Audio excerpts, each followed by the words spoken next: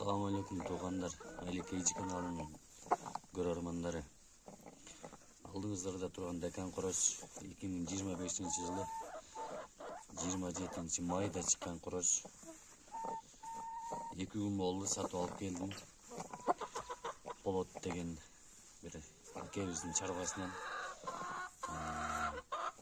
Кичине орысы бар. Ошоның дарылоонун биринчи күнү.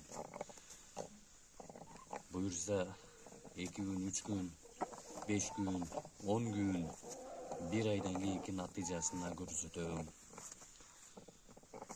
25 жыл 27 майда чыккан короз. Чөжө короз. Куйругу да жакшы элек. Мына ушул короз азыр мен алдымда турган дарыланып аткан короз.